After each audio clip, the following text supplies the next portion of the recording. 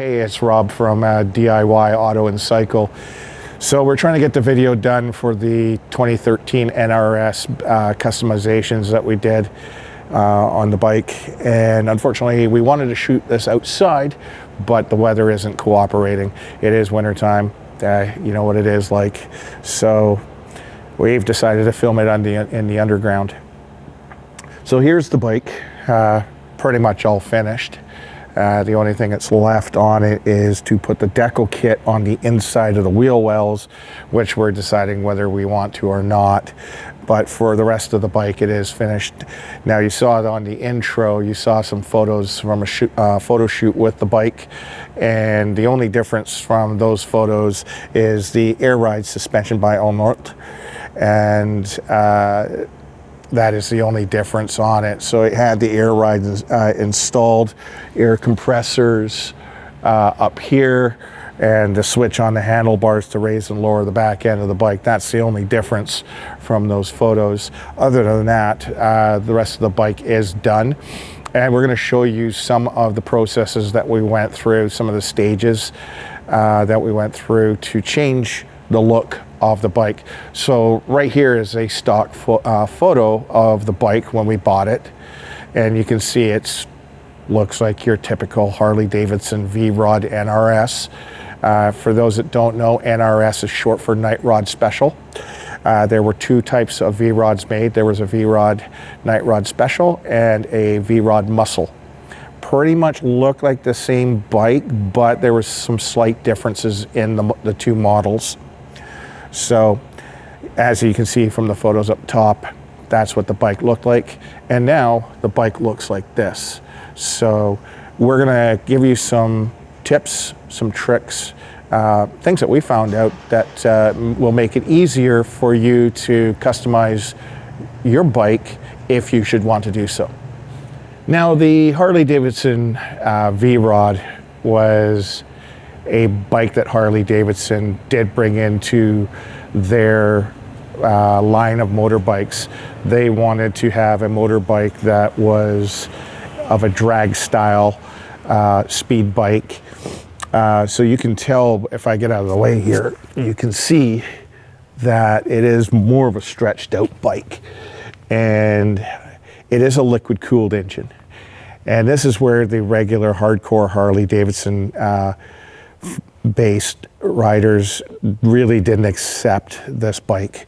It is liquid cooled, and the engine was developed in cooperation with Harley and Porsche. Not a lot of people know that this bike, they think it was a total Porsche engine. No, it was done by Harley engineers and Porsche engineers to create an engine that would fit in this frame and deliver the power that it does. It is an amazing bike. It just got a bad rep from some of the Harley following, but it is a Harley. Any way you look at it, it is a Harley. This bike will go off the line quick. That's what it's designed for. They normally, I think, came with a 240 back tire. I've got a 260 on here, which is the maximum you can go without having to change out your swing arm. If you go anything above it, you're gonna have to change out your swing arm, then you're gonna have to get extensions put on for your shocks. You have to get a pulley system that comes out further. I didn't wanna go to a wider tire. 260 is a wide enough tire that it looks good, plus you still have the performance of the bike. The wider the tire, I think they're harder to ride. My old Harley-Davidson had the standard size tire on it, and you could swing that bike around. This bike, the weight is down low, so this is a very hard bike to get it to lean over, just because all the weight, the bike wants to stay up naturally because that weight is at the bottom. So, but it is a fun ride, and especially when you put the air ride suspension on it and you got it parked in the lowered position, it looks cool. You can, dial your air up for a different ride. I can ride it like this with it in the lowered position. It's a little bit of a harder ride, so if I hit a good bump, I'm gonna feel it and you're gonna know that you hit it. So I put some more air into it when I go riding, but Yeah, so there's parts that you can get that, since this bike wasn't really popular in North America, you can get parts for this in Europe. These bikes, they're fanatical in Europe about these bikes. You'll find tons of them. Customization shops, everything is coming out of Europe. When I did this bike, I was looking for parts, the body kit and everything, and I was either going to have to go to places in Florida, which then I had to deal with the exchange rate and the duty coming for the stuff coming in, and then there was Europe, and the prices were quite considerably higher with Canadian changed into euro, but also I had import duty to pay. So I found a place in Montreal, Quebec, and Zeal Designs. They are an authorized reseller. They sell No Limit Customs body kits, and it wasn't that bad in price. So I got the cowling, which is the biggest part here. The biggest change was the cowling. That was $1,080 unfinished. Don't forget, you get this stuff unfinished. So there is some money involved in it, and some of the stuff I'm going to tell you later on will help you budget for this. And that's what you really need to do. You need to budget for a bike build or a customization. What is it you want to do, and how much do you got to spend? You always have to remember that. So without delaying it, let's go and start showing you the parts and the rough where I got them from. Like I said, I got them from Zeal Designs.com, and we'll go and show you what it got, how much it cost, and then what it looked like on the bike when I was test fitting it. And these are pictures that are going to be added into the video for you to look at, and we'll go from there. And then we'll tally up how much did this actually cost me to take it from the custom bike and into the bike that you see right here, right now. And it's a nice bike. I get stopped all the time, people wanting to look at it and asking me, what is it? It doesn't look like your normal Harley-Davidson V-Rod. So without further ado, let's take a look at some pictures and go and talk about those.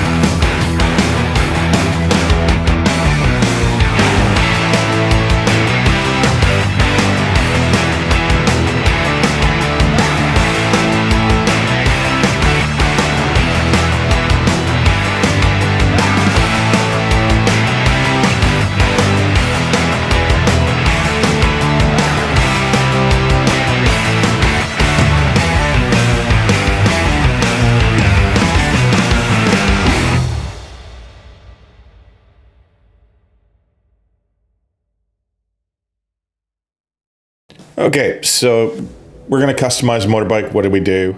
A couple of easy steps. First, you got to get a bike. Once you got your bike, figure out what is it you really want to do with it. Okay, so in my case, I wanted to change the look of the NRS. I didn't want it looking like everybody else's NRS, so I wanted to do a body kit on it, remove the fender luggage rack and the backrest. It just wasn't working for what I had planned on the bike. Second, it was change the handlebars out from the stock handlebars. They're just not really a nice handlebar setup. It's good if it's stock, but when you're customizing it, you want a bit of a more aggressive stance to the bike. So I basically went through and I planned, and then I started from the back of the bike, worked my way to the more expensive parts. So in this photo, you see the fender after removing the luggage rack and the seat's backrest. There was these really big, ugly holes left through there in the plastic. Checked with Harley-Davidson. A new one was $1,400. It came painted, but it probably also had the racing sticker down the side, and I didn't want that. So I attempted to fix the holes. Basically rasped them out so that it was a rough edge inside the hole for the material to bond to. Plugged the bottom end, and then filled it up with JB plastic weld, and I let it cure for a couple of days. Now, a little bit of a tip: use the minimum curing time and then sand it down. I let it harden all the way, and I actually had to use a file, and then I slowly hand sanded the rest of it down with a block just to get it to smooth out. I wish I only had let it use the minimum cure time, because then it would have been easier to sand, but it got the fender repaired, and that was ready to take off the bike. It was easier to do it on the bike, whereas it was mounted and I could actually, work on it. But now it's ready to be actually taken off the bike and sent in with the rest of the parts when they're ready. Okay, in the photo above, you see the kit that was ordered from Zeal. These are all fiberglass molded parts, and then they're gel coated finish. So this is the way you get them. So when you're ordering these, you have to make sure you know which model you have, and they may also have a year selection. I think there's actually some differences between the same model in different years where the tabs line up, but you need to be very careful that you get the right one, because once you've done anything to these, you can't return it. And the main part there, the cowling where the instrument cluster goes, that's expensive. That's well over $900. In this case, it was $1,080 just for that one piece. And then the two side pieces were a little over $400 for two of them, for your left and your right. So you need to make sure you've got the right kit. And I've actually seen it where a few people have ordered their stuff and they didn't check, and the tabs don't line up, and they've ran into some serious problems, and in some cases they couldn't return it. So my stuff showed up. Unfortunately, as you can see up here, my stuff showed up damaged, and this is the bracket that holds your instrument cluster in. That was damaged. I was facing whether I ship it back, which would take a week to get back, and then they'd have to either order one in if they didn't have it in stock. And these are coming from No Limit Customs in Germany. So, I delay the whole process. So I contacted them, and I told them what had happened, how the piece was, and what I could do to fix it. I ended up using a adhesive meant for fiberglass, because you can see this is a fiberglass molded piece. I put it in there, I put some weight on it to hold the piece in place, and yeah, it adhered no problem. So it was an easy fix. I didn't have to send it back and delay the whole process. Next part you see here is the vents to the instrument cluster cowling, or the air cover cowling. And when you get the kits, you just get this little mesh screen, maybe 2 pieces of mesh, and you have to mold these in. It's best do it now. Don't do it when you've got the thing painted. And you can see there's some lines on there where, you know, it needed to be sanded down and made flush and nice. So this is the time to do all of that. So I molded the mesh pieces in to actually fit and to adhere them in, and you do this after painting. You use rubber gasket sealant. That's all you use, and you basically put it down and get a popsicle stick and smooth it out onto it around it, and it bonds it in kind of like a rubber gasket so that it's on solid, but it's not going to fall off. So that was done on that. That was fun. Wear gloves, use 2 pliers because this stuff will cut your fingers open. The instrument cluster had to be modified. So once I got that off out of the housing, and just take your time with this, it's really easy. So I unscrewed everything, got the actual instrument cluster out, and this is the sealed unit. So this is sealed. You'll see there's 2 wires going to the function switch. Now normally you can reach that when it's on the handlebars, but now this whole unit is going into the cowling. So really, to get any functionality from the instrument cluster, I would have to get off the bike, unpop the cowling, reach under and click the button until I got to whatever function I wanted. Some people actually do that. They just ignore this. They just leave it on one setting and that's it. I wanted the functionality on it. So I cut those 2 wires. I extended them. So I soldered a piece in and reconnected them.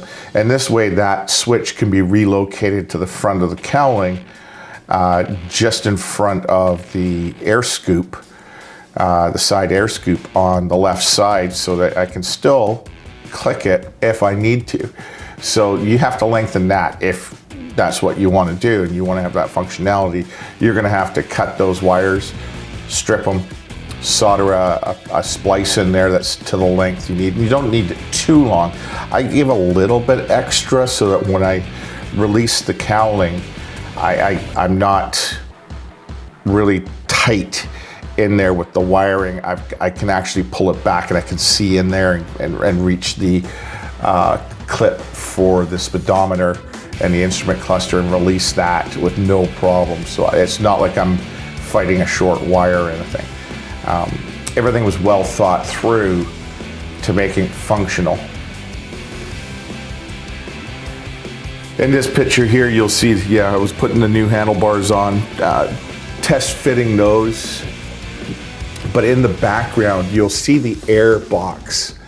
Now, the new air cover dips lower in the middle than the old one. And we had to buy a new air cover because we had to lower it, its profile. The air filter is still the same size as the stock one. Didn't have to change that. We just needed to change the air cover, which then gives you another item you have to modify, which is your airflow sensor, which goes inside the filter. You have to reposition that. Now, where it is originally and where it needs to go now, you actually have to cut the sheathing and splice the wires and make them longer. So to do that, really easy. I just set up a little jig on the held onto the side of the bike, clamped the wires on one by one, spliced in the splice that I needed for the length I needed to go, and then nicely soldered them and then shrink wrapped them back and then rewrapped them back up with the original wiring loom harness cover. And yeah, it was no problem at all to lengthen the cable to what I needed. And here you can see I'm mocking up the handlebars. On the V-Rod, you have 2 master cylinders, one for your clutch, one for your brake. They are on the handlebars, so I had to get notched handlebars that would receive the master cylinders without touching or bending them or doing anything like that. Also, these handlebars are 2-inch diameter, so it's allowing me to run my cables, or wiring at least, into there with little to no effort. So that was really good. Everything was just taped up because I was mocking it up and adjusting everything to make sure I liked where it was. You can see the side pieces. Those have been fitted and adjusted to make sure they fit. And then once everything was done, it was all mocked up together to make sure everything fit. And I did run into a little bit of a problem with the original turn signals that were on this bike because they would hit the cowling. So I decided to take those off, but law out here requires that you have to have turn signals on the front, visible on the front. So to get around that, I went with turn signals that were built into the side mirrors, which makes me legal to be on the road. Just a couple of things to keep in mind though, and when you're test fitting everything, this is the time that you're going to be doing any adjustments and sanding and realigning, because once you've got your paint on, you're not going to be able to do this. So this is really important. Test fit this stuff on, because it is molded. It is out of a mold. So the last stage of this project was to basically take all the parts off and send them out to paint and finish. Now, if you can do it yourself and you have the equipment, that's great. Go ahead and do it. I didn't have the equipment, and I haven't had that much exposure to actually painting body parts for vehicles or bikes. So I sent it out to a local painter, professional bike painter, recommended by Harley and a few other places, and he did the final stages for the body parts. So I had to get the cowling, the 2 side pieces, and the rear fender painted and finished.